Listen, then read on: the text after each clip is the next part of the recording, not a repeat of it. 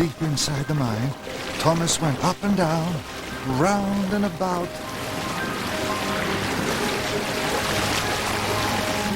And the water roared around him.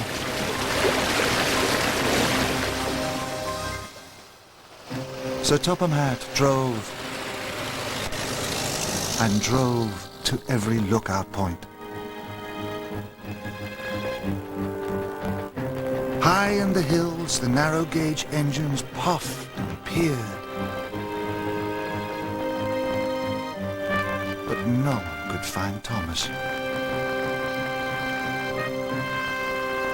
Sir Topham Hatt stood by the tumbled tower. Everyone was tired. Everyone had tried their hardest. But there was no sign of Thomas.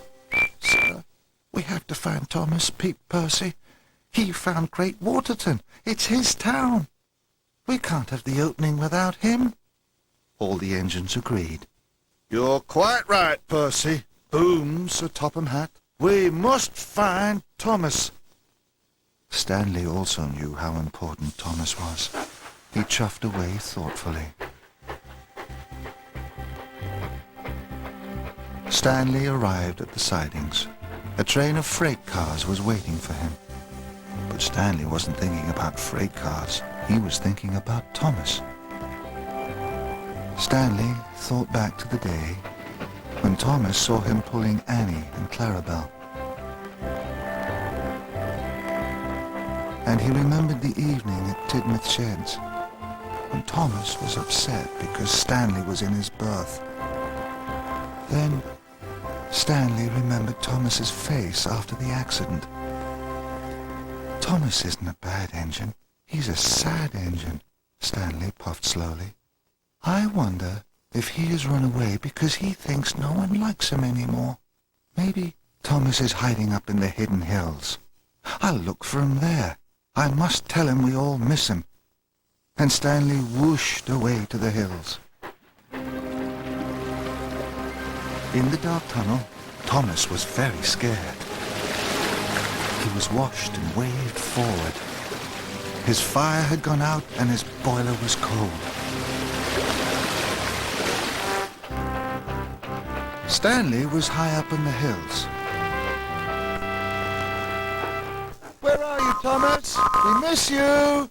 he whistled. But only his echo came back. "We miss you!" The river was rushing, and Thomas whooshed with it off into the darkness. Suddenly, he crashed through a thick wall of bushes. He flew across a ravine and hit the ground with a bump. Thomas slid down a hill. Trees and rocks were everywhere. "Help!" Thomas cried. At last, Thomas slithered to a stop at the bottom of the hill. He was stuck. Thomas saw he had landed next to an old track. "But how am I going to get onto it?" he cried. Thomas could do nothing but wait and hope. Stanley had looked everywhere. He couldn't find Thomas. Soon he would have to go back to work at Great Waterton.